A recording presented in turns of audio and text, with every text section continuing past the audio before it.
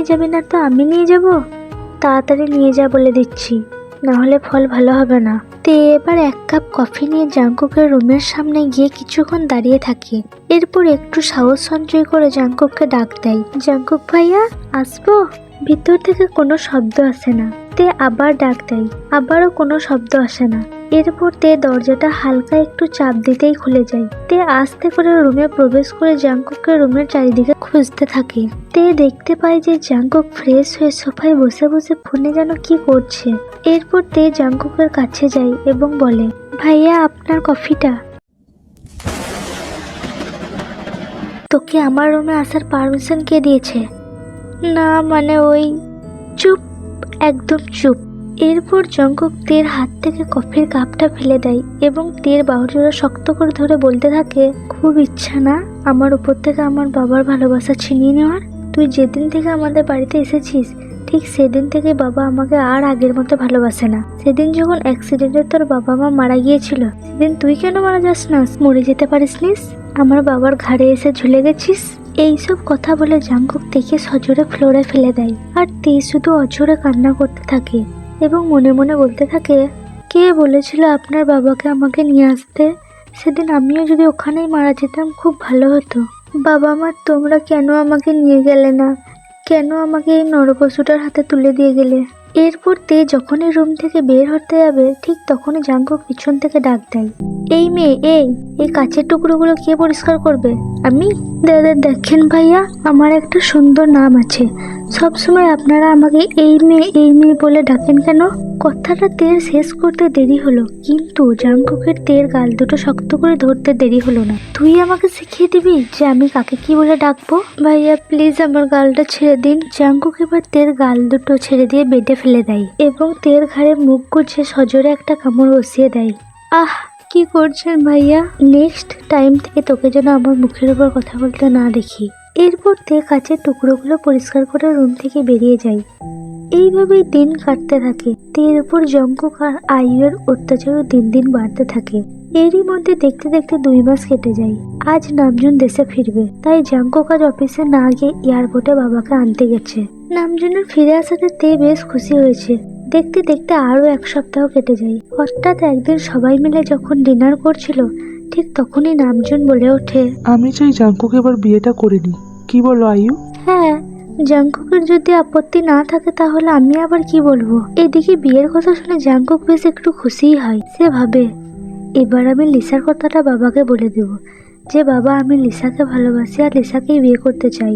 জাংকুকের ভাবনার মাঝে নামজুন বলে ওঠে, আমি চাই জাংকুকের বিয়েটা তের সাথে হোক। নামজুনের কথা শুনে উপস্থিত সবাই পুরো অবাক। জিমিন বেশ খুশিই হয়। জাংকুক তো রেগে বোম, বাবা আমি কখনোই এই অশিক্ষিত গাইয়া মেয়েটাকে বিয়ে করব না। জাংকুকের এমন কথা শুনে তে বেশ মনে মনে কষ্ট পায়। চুপ করো জাংকুক, আমি যেটা বলেছি সেটাই হবে। তোমার সাথেই তের বিয়ে হবে। কি বলো মাতে, তুমি রাজি নাও এই বিয়েতে? বাবা এই বিয়েটা কি দিতেই হবে? জাংকুক একবার তের দিকে অগ্নিদৃষ্টি নিক্ষেপ করে সেখান থেকে চলে যায়। আমি চাই এই সামনের শুক্রবারে এই বিয়েটা হোক। এ কথা বলে নামজুন সেখান থেকে চলে যায়। আয়ু বেশ কিছুটা বিরক্তি নিয়ে সেখান থেকে চলে যায়। জিমিন তো প্রচুর খুশি, কারণ সে আর তে এবার থেকে একসাথেই থাকতে পারবে। তারপর তে ও জিমিনও তাদের রুমে চলে যায়। তে জানিস তো আজ আমি অনেক খুশি, কারণ তোর আর ভাইয়ার বিয়ে হবে। আমরা একসাথে এবার থেকে থাকতে পারবো, আমাদের আর কেউ আলাদা করতে পারবে না। আর এদিকে জিমিনের কোনো কথার উত্তর না দিয়ে তে ভাবতে থাকে, বিয়ের আগে যদি এত অত্যাচার করে তাহলে বিয়ের পর কি হবে? উনি তো আমাকে সহ্যই করতে পারেন না, তাহলে আমি ওনার সাথে সারা জীবন থাকবো কি করে? না, এই বিয়েটা কিছুতেই হতে দেওয়া যাবে না। আমি কালই বাবাকে বলবো। আর এদিকে জিমিন তার নিজের মনে তের সাথে বকেই চলেছে। কি রে তে, কি ভাবছিস? আমার ভাইয়া কিন্তু অনেক ভালো একটা মানুষ, কিন্তু ও শুধু তোর সাথে এমন করে কেন বুঝি না। যাই হোক, ভাইয়া দেখবি তোকে অনেক ভালো রাখবে। না জিমিনা, উনি কখনোই আমাকে ভালো রাখতে পারবেন না। উনি তো আমাকে 2 চোখে দেখতেই পারেন না, তো ভালোবাসবে কিভাবে? আর কালই বাবাকে আমি বলবো যাতে এই বিয়েটা না হয়। না তে, তুই এমন করিস না। বাবা তোকে অনেক ভালোবাসে, তোর এমন কথায় বাবা কষ্ট পেতে পারে। তাহলে কি করব জিমিনা?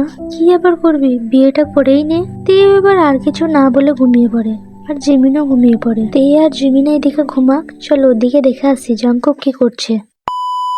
না না, এই বিয়েটা আমি কিছুতেই করব না। ওই মেয়েটাকে তো কখনোই নই। ভেবেছিলাম এবার আমি লিসার কথাটা বাবাকে বলে দেব, কিন্তু না না, আমি এই বিয়ে করব না। কিন্তু বিয়েটা না করলেও তো বাবা অনেক কষ্ট পাবে, আর আমি বাবাকে কষ্ট দিতে চাই না। সরি লিসা, তুমি আমাকে ক্ষমা করে দিও।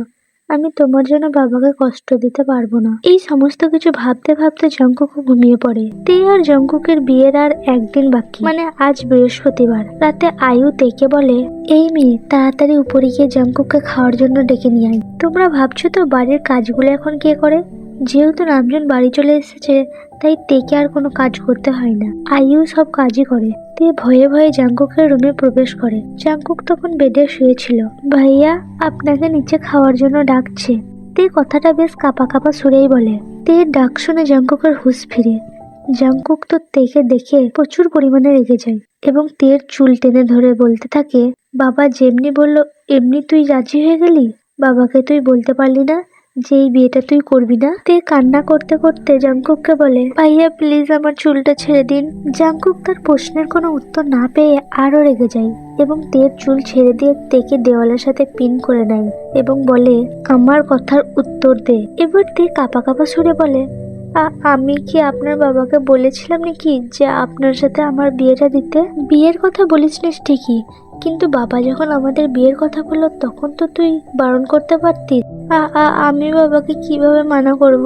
বাবা মা মারা যাওয়ার পর থেকে উনিই হলেন একমাত্র যিনি আমাকে বাবা মায়ের কষ্ট বুঝতে দেননি। তাই আমি বাবাকে কষ্ট দিতে চাই না। আর আপনিও তো বলতে পারতেন, আপনি কেন কিছু বললেন না? চুপ বেয়াদব মেয়ে, সবই জানি। দেখছিস যে এত বড়লোক বাড়িতে থাকবো আর কোনো চিন্তাই থাকবে না, তাই তো আর লোভ সামলাতে পারছিস না। এইরকমটা কিছুই নেই ভাইয়া, আমি তো শুধু। চুপ বেয়াদব মেয়ে, যেহেতু বিয়ের কথাটা বাবা বলেছে তাই আমি আর কিছু বললাম না। না হলে তোর মতো এমন অশিক্ষিত গাইয়া মেয়েকে বিয়ে করবে এই জীবন জাঙ্কুক? কখনো না। এরপর জাঙ্কুক তেকে ফ্লোরে ফেলে দিয়ে বড় বড় পা ফেলে রুম থেকে বেরিয়ে যায়। তে কান্না করতে করতে বলে, মা বাবা তোমরা অনেক খারাপ, আমি তোমাদের কখনোই ক্ষমা করব না। তোমরা আমাকে ভালোবাসো না বলেই তো এই নরপশুটার কাছে দিয়ে গেছো। আল্লাহ, পৃথিবীতে তো অনেক মানুষই মরে, কিন্তু আমি মরি না কেন? তে এইসব কথা ভাবতে ভাবতে অঝরে কান্না করতে থাকে। এরপর নিজেকে একটু সামলে নিয়ে চোখের জল মুছে নিয়ে সোজা নিচে চলে যায়। এই মেয়ে, এই জাঙ্কুক তো সেই কখন নিচে চলে এসেছে? তুই জাঙ্কুকের রুমে কি করছিলিস? না মানে মনিমা, ওই জাঙ্কুক ভাইয়া বলল যে তার বেডটা নাকি একটু গুছিয়ে দিতে, তাই গুছাচ্ছিলাম। বেশ মহারানী, এবার আপনিও খেতে বসেন। আয়ু থেকে কথাটা বেশ বিদ্রুপ করেই বলে। তারপর তারা সবাই খেতে শুরু করে। হঠাৎই নামজন বলে ওঠে, যেহেতু কালকে তোমাদের বিয়ে, তাই আমি চাই বিয়েতে কাউকে দাওয়াত না দিতে, আর অল্প কিছু লোকজন থাকবে।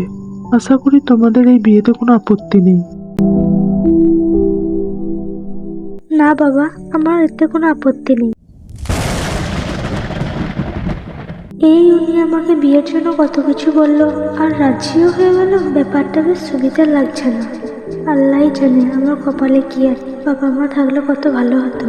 বিয়েটা শুধু হোক, তারপর এমন শিক্ষা দেবো যে তুই নিজে থেকেই আমাকে ছেড়ে চলে যাবি। এরপর সবাই সবার মতো করে খেয়ে রুমে চলে যায়। আর তোমাদের বলে রাখি, তে আর জিমিন কিন্তু একটা রুমেই থাকে। রুমে এসে জিমিন তো উড়াধরা নাচতে শুরু করে দেয়। তারপর তেকে বলে, তে দেখলি তো ভাইয়া রাজি হয়ে গেল। আমি জানি ভাইয়া অনেক ভালো একটা মানুষ, তাই তো আর কিছু বললো না। বাবা কেন তুমি বিয়েটা দিচ্ছ?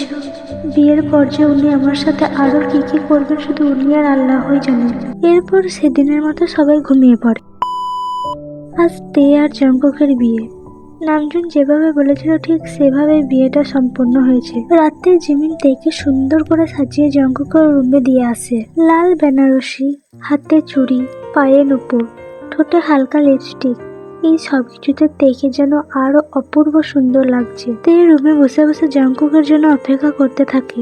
উনি যে এই বিয়েটা করে নিলেন, তাহলে উনি কি আমাকে মেনে নিয়েছে? না না, আমি এইসব কি ভাবছি? উনি আমাকে কখনোই মেনে নেবে না। উনি তো আমাকে দু চোখে দেখতেই পারেন না, তাহলে মেনে নেবে কিভাবে? উনি যদি আমাকে রুম থেকে বের করে দেয় তাহলে আমি কোথায় যাব? তের এই সমস্ত ভাবনার মাঝেই দরজা খুলে জাঙ্কুক রুমে প্রবেশ করে। দরজার শব্দ শুনে তে একটু কেঁপে ওঠে। এরপর জাঙ্কুক বেডে বসে থাকা তের দিকে তাকায়। জিমিন, তুমি কি আমাকে ছেড়ে চলে যাবে? তে একটু ভয় পেয়ে বলে, না, আমি তোমাকে ছেড়ে চলে যাব না। আমি তোমাকে রুম থেকে বের করে দেবো। তে কান্না করতে করতে বলে, ভাইয়া প্লিজ আমাকে ছেড়ে দিন। জাঙ্কুক বেডে বসে থাকা তের দিকে তাকায়। এরপর জাঙ্কুক বেডে বসে থাকা তের দিকে তাকায়। তের এমন সাজগোজ দেখে জাঙ্কুক তার চোখ সরাতেই পারছে না। বিয়ের সাথে তেকে অসম্ভব সুন্দর লাগছে। জাঙ্কুক এবার তের দিকে আস্তে আস্তে এগোতে থাকে। পরক্ষণে জাঙ্কুকের ঘোর ভেঙে যায়।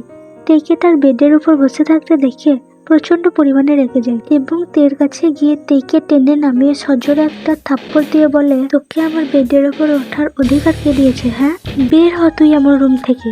তের ভাবনাটা সত্যি করতেই হয়তো বা জাঙ্কুক রুমে প্রবেশ করেছে। কি হলো, শুনতে পাচ্ছিস না? তাড়াতাড়ি আমার রুম থেকে বের হ। কিন্তু কোথায় যাব আমি? সবাই ভেবেছে হয়তো বা আপনি আমাদের বিয়েটা মেনে নিয়েছেন, কিন্তু আপনি যদি এখন আমাকে জিমিনের রুমে যেতে বলেন তাহলে কিভাবে যাব বলুন? তার মানে তুই আমার রুমে থাকবি?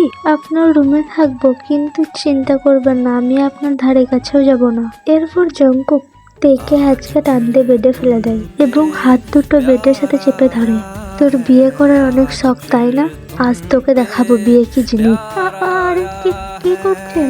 এরপর জঙ্কুক তের মুখের কাছে মুখটা নিয়ে গিয়ে বলে, এবার তুই হাড়ে হাড়ে টের পাবি অত্যাচার কি জিনিস। কিন্তু ভাইয়া, আমি আপনার কি ক্ষতি করেছি সেটা তুই পরেই বুঝতে পারবি। এ কথা বলে জাঙ্কুক তের ঠোঁটজোড়া দখল করে নেয় এবং ইচ্ছে মতো কামড়াতে থাকে। আর তের চোখ দিয়ে অজস্র অশ্রু পড়তেই থাকে।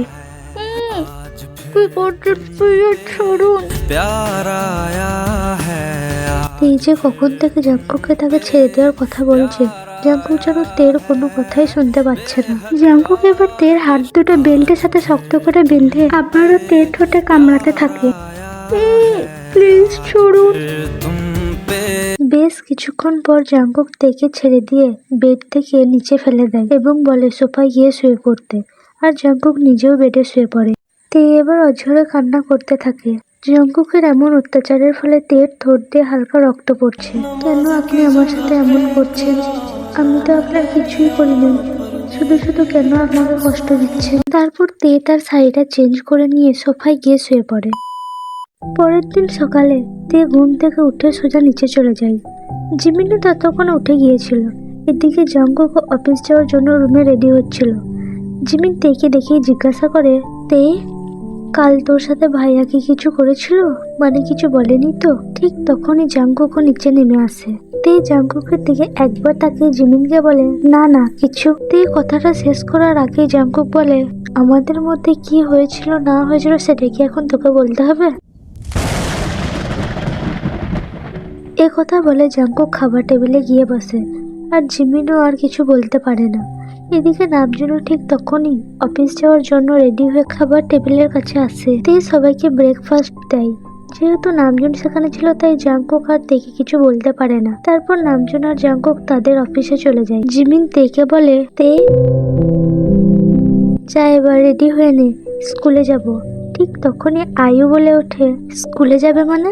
ও যেহেতু এখন আমাদের বাড়ির বউ হয়ে গেছে তাই ও আর কোনো স্কুলে যাবে না, তুই গিয়ে রেডি হয়ে নেগা। এরপর জিমিন আর কিছু বলতে না পেরে রুমে চলে যায়। তেও মন খারাপ করে যখনই উপরে যেতে নেবে ঠিক তখনই আয়ু বলে, ও আমার মহারানী, আপনি কোথায় যাচ্ছেন? আয়ুর ডাকে তে পিছন ফিরে তাকায়। আপনি যে উপরে যাচ্ছেন, বাড়ির কাজগুলো কে করবে? এ কথা বলে আয়ু রুমে চলে যায়। এদিকে আমাদের তে রান্না করুক, চলো আমরা ততক্ষণে দেখে আসি গল্পের নায়ক জিয়ন জাঙ্কুক কি করছে। জঙ্কুক অফিসে বসে কিছু ইম্পর্টেন্ট ফাইল চেক করছিল। ঠিক তখনই একজন ডাক দেয়, আসতে পারি? এই মেয়েটি হলো লিসা, জঙ্কুকের পার্সোনাল অ্যাসিস্ট্যান্ট বলা ভুল হবে, বলতে গেলে জাঙ্কুকের গার্লফ্রেন্ড। যেদিন লিসা জাঙ্কুকের অফিসে চাকরির জন্য এসেছিল ঠিক সেদিনই জাঙ্কুক লিসাকে প্রথমবারের মতো দেখেই ভালোবেসে ফেলেছিল। লিসা ছিল সব দিক দিয়ে স্মার্ট, তাই জাঙ্কুক তাকে তার পার্সোনাল অ্যাসিস্ট্যান্ট হিসেবে রাখে। কারো ডাক শুনে জাঙ্কুক সেদিকে মাথা তুলে তাকায়। ও লিসা, হ্যাঁ ভিতরে এসো। তা তোমার খবর কি, সব ঠিকঠাক আছে তো? হ্যাঁ আমার খবর তো ভালোই আছে, কিন্তু আমার মনে হচ্ছে তোমার খবর ভালো নেই। বাবা ভালো নেই মানে তুমি কি বোঝাতে চাইছো লিসা? বিয়েটা কবে করলে? কি বলছো লিসা? বিয়ে মানে? থাক জাঙ্কুক, আর লুকাতে হবে না, আমি সবই জানি। দেখো লিসা, বিয়েটা শুধু আমার বাবা আর জোড়াজোড়িতেই করেছি। বিশ্বাস করো, আমি ওই মেয়েটাকে বিয়ে করতে চাই নাই। শুধু থাক জাঙ্কুক, তোমাকে আর অভিনয় করতে হবে না। আমাকে কি তোমার খেলনা মনে হয় যে যখন খুশি খেলবে আর খেলা শেষে আমাকে ছুঁড়ে ফেলে দেবে? এই বিষয়ে তুমি আমাকে একবার জানানোর প্রয়োজন বোধ মনে করলে না? জাঙ্কুক এবার লিসার হাত দুটো ধরে বলতে থাকে, প্লিজ লিসা, আমাকে ছেড়ে চলে যেও না। আমি ওই মেয়েটাকে খুব তাড়াতাড়ি ডিভোর্স দিয়ে দেবো। চিন্তা করো না লিসা, খুব তাড়াতাড়ি তুমি আমাদের বাড়ির বউ হয়ে যাবে। Mind it Jungkook. এ কথা বলে লিসা জাঙ্কুকের কাছ থেকে তার হাত ছাড়িয়ে বড় বড় পা ফেলে সেখান থেকে চলে যায়। এরপর জাঙ্কুক মাথায় হাত দিয়ে চেয়ারে বসে পড়ে। লিসাকে আবার আমাদের বিয়ের ব্যাপারটা কে বললো? নিশ্চয়ই ওই মেয়েটাই বলেছে, তাছাড়া আর কেই বা বলতে পারে। যতই চেষ্টা কর তুই, আমার লিসার জায়গা তুই কখনোই দখল করতে পারবি না।